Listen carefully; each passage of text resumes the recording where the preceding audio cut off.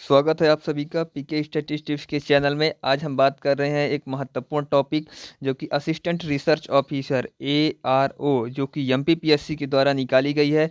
ज़बरदस्त 17 पदों की वैकेंसी है जिसमें एज लिमिट, एजुकेशन क्वालिफिकेशन, सारी बातें क्या कैसे है, क्या एग्जाम पैटर्न रहेगा, कौन एग्जाम लेगा, ये सारी चीज़ें बातें हैं। ये एमपीपीएससी की रिक्रूटमेंट है, ये मध्य प्रदेश की है, किंतु अनरिजर्व कैटेगरी में जो है तो सभी राज्य के स्टूडेंट एलिजिबल हैं। ARO असिस्टेंट रिसर्च ऑफिसर सहायक अनुसंधान अधिकारी की भर्ती है। जनजाति कार्य विभाग यानी ट्राइबल वेलफेयर डिपार्टमेंट में आई है, जिसके लिए साइकोलॉजी, कॉमर्स, स्टैटिस्टिक्स और इकोनॉमिक्स के स्टूडेंट जो है तो एलिजिबल माने गए हैं। नंबर ऑफ वैकेंसी भी जबरदस्त है। 17 पदों के लिए यह विज्ञापन जारी किया गया है। यह विज्ञापन कंप्लीटली हिंदी में जारी किया गया है, ठीक है ना। सहायक अनुसंधान अधिकारी, असिस्टेंट रिसर्च ऑफिसर, जिसे कि ARO कहा जाता है, जो कि एमपीपीएससी द्वारा जारी की गई है। इसका विज्ञापन 2024 जारी कर दिया गया है। विभाग का नाम है जनजाति कार्य विभाग। नोटिफिकेशन क्रमांक जो है ये ध्यान रखिएगा, मध्य प्रदेश के लिए ये बहुत जरूरी है। अब वर्तमान के लिए 12/2/2024 नोटिफिकेशन सीरियल नंबर है, जो कि 28/12/2024 को जारी किया गया है, जो कि 2025 की बड़ी भर्तियों में से एक है, जिसका आवेदन की अंतिम तिथि 23 फरवरी रखी गई है, ठीक है ना। इसके बारे में सारी जानकारी, एज लिमिट, एजुकेशन क्वालिफिकेशन और जितनी भी जानकारियां हैं सारी चीज़ें आपको बताई जाएंगी। मध्य प्रदेश जो है ये ट्राइबल वेलफेयर का लोगो है, ये ट्राइबल वेलफेयर डिपार्टमेंट है। ये महिला जो है तो ये ट्राइबल है बताया गया है, जिसमें ARO की वैकेंसी आई हुई है, जिसमें 12/2024 पोस्ट कोड है। ये मध्य प्रदेश का एमपीपीएससी का लोगो है, ठीक है ना। कुल 17 पदों में ARO के लिए नोटिफिकेशन जारी किया गया है। बड़ी ही धमाके mpsc.mp.gov.in के द्वारा फॉर्म भर सकते हैं और MP ऑनलाइन के माध्यम से आप फीस जमा कर सकते हैं, ठीक है ना। 24/1/2025 यानी 24 जनवरी से लेकर 23 फरवरी तक इसके फॉर्म भरे जाएंगे। ध्यान रखिए 23 फरवरी को 12 बजे तक ही भरे जाएंगे, ठीक है ना। तो बहुत अच्छा समय है, आप ध्यान दे सकते हैं और फॉर्म भर सकते हैं। अब बात करते हैं अहर्ता यानी EQ, एजुकेशन क्वालिफिकेशन। ये एजुकेशन क्वालिफिकेशन है मानव विज्ञान यानी साइकोलॉजी, इकोनॉमिक्स, वाणिज्य और सांख्यिकी, स्टैटिस्टिक्स, कॉमर्स और इकोनॉमिक्स। इसमें मैथ वाले एलिजिबल नहीं हैं। इन्होंने जिसने सेकंड श्रेणी यानी द्वितीय श्रेणी में जिन्होंने स्नातकोत्तर उपाधि यानी PG की हुई है वो एलिजिबल है। वांछनीय, अगर आपका 2 वर्ष का रिसर्च का एक्सपीरियंस है तो बहुत ही अच्छा माना गया है। अगर आपने रिसर्च किया है कहीं, रिसर्च का 2 ईयर का एक्सपीरियंस है, यानी JRF, SRF या कि अन्य किसी पोजीशन में आपने रहा है, वो किया हुआ है, तो 2 वर्ष का रिसर्च एक्सपीरियंस आपका वैलिड होगा। लेकिन तभी वैलिड होगा जब आपके अंक समान होंगे। जो रिटन एग्जामिनेशन होगा, अगर आप 2 वर्ष दोनों व्यक्ति समान अंक पाते हैं तब, ठीक है ना। बाकी स्थितियों में ये क्वालिफिकेशन आपकी रहेगी अनिवार्य जो है, ठीक है ना। माननीय उच्च न्यायालय की खंडिका जबलपुर की दायर याचिका, जो मध्य प्रदेश का हाईकोर्ट है, इसमें याचिकाएं बहुत लगती हैं। जो मध्य प्रदेश की भर्तियां होती हैं उसमें हाई कोर्ट में याचिकाएं लगती हैं, जिसका दिया गया है, ठीक है ना। अब आयु की गणना बात करते हैं। आयु की गणना 1 जनवरी 2025 के संदर्भ में की जाएगी। मतलब 1 जनवरी को आप अगर, अब जो आयु की गणना वही मान होगी जो 10वीं, यानी हर जगह यही होता है, परंतु इन्होंने प्रॉपर मेंशन करके रखा है, जो 10वीं की हाई स्कूल के अंक सूची में जो लिखा होगा वही मान्य होगा, ठीक है ना। आवेदन शुल्क का भुगतान credit card, debit card, net banking द्वारा किया जाएगा। शुल्क विवरण हेतु परिशिष्ट 3, जो कि हम आगे बताएंगे। पेमेंट डन करने पर ही आपका फॉर्म पेमेंट होने के बाद ही एक्सेप्ट माना जाएगा। अब बात करते हैं, फिर अहर्ता आ गई। ये 2 बार अहर्ताएं दी हुई है। यह अहर्ता है मानव विज्ञान साइकोलॉजी में हो, इकोनॉमिक्स में हो, वाणिज्य में हो और स्टैटिस्टिक्स में हो, ठीक, स्टैटिस्टिक्स में हो। न्यूनतम द्वितीय श्रेणी यानी सेकंड ग्रेड में अगर आपने PG किया हुआ है और 2 वर्षों का रिसर्च अनुभव नहीं भी है, अगर आपके पास रिसर्च अनुभव नहीं है फिर भी आप हम फॉर्म अप्लाई कर सकते हैं, क्योंकि ये एसेंशियल क्वालिफिकेशन है।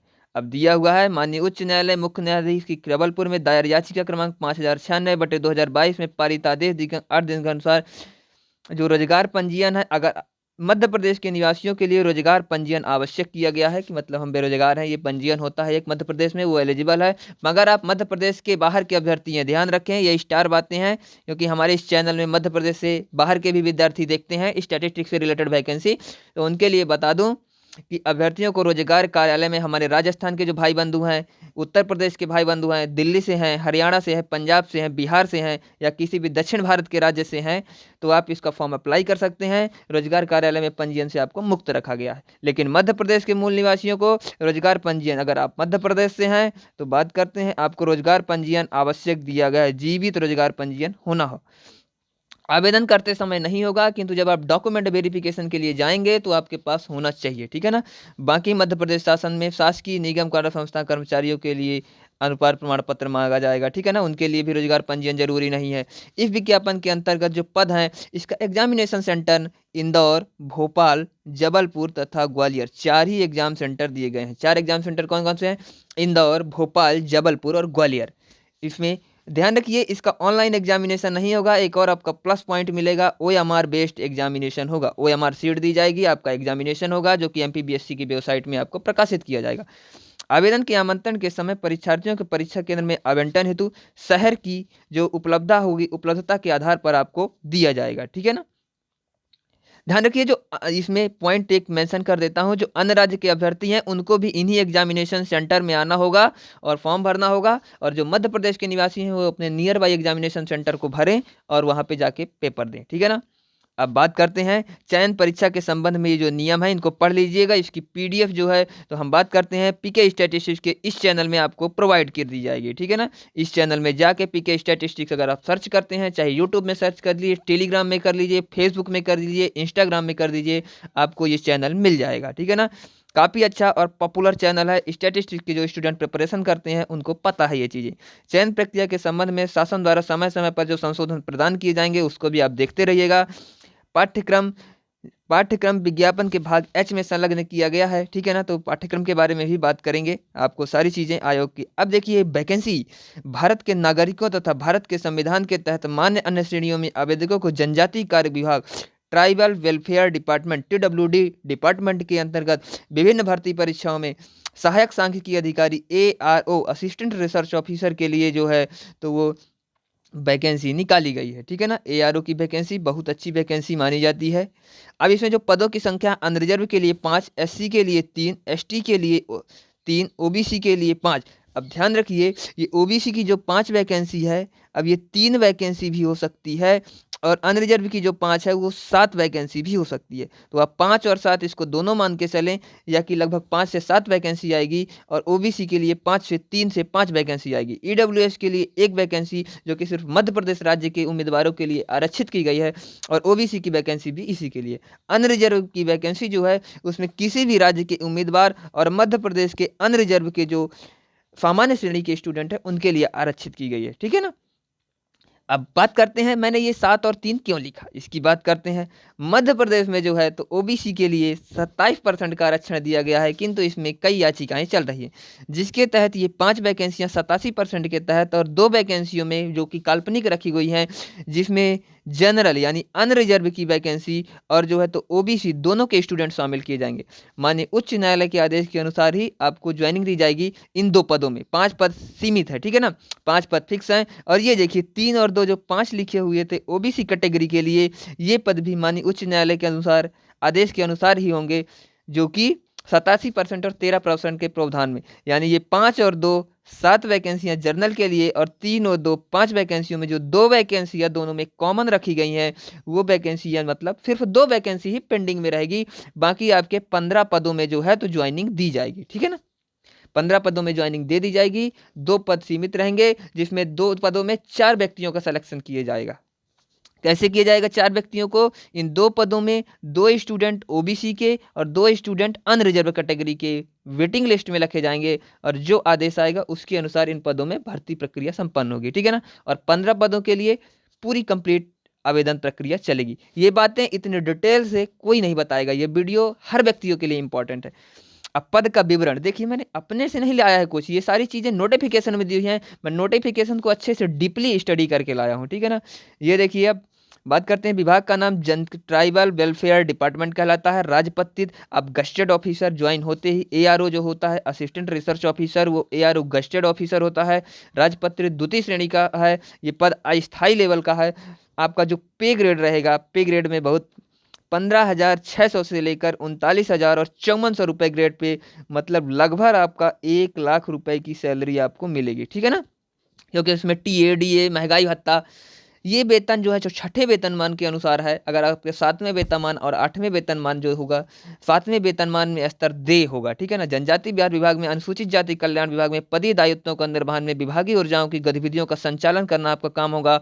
पद का नाम होगा सहायक अनुसंधान अधिकारी, फिर आप प्रमोट होकर अनुसंधान अधिकारी यानी रिसर्च ऑफिसर यानी आरओ बनते हैं, ठीक है ना। और बहुत सारी प्रमोशन की हैं, सारी चीज़ें बता दी जाएंगी। रोजगार पंजीयन से मुक्त रखा गया है बाहर के अन्य राज्यों के अभ्यर्थियों को, ये सारी चीज़ें बता दी। आयु सीमा जो है 21 वर्ष की आयु पूर्ण कर ली हो, 40 वर्ष की मत पर को मतलब 21 वर्ष की आयु जो कि ग्रेजुएट हो गया है, और 25 वर्ष की 40 वर्ष की आयु जिन्होंने पूर्ण नहीं की है वो सारे आवेदक करें। आयु की गणना 1 जनवरी 2025 से होगी। अब बात करते हैं आयु सीमा 21/1/25 के अनुसार सारी चीजें। शासन द्वारा पदों की संख्या के पुनरीक्षण किया जा सकता है। पदों की संख्या में परिवर्तन संभव है, ये पद बढ़ भी सकते हैं, घट भी सकते हैं। खैर मध्य प्रदेश है, इसमें घटने की उम्मीद रहती है, बढ़ भी सकते हैं जरूरत के हिसाब।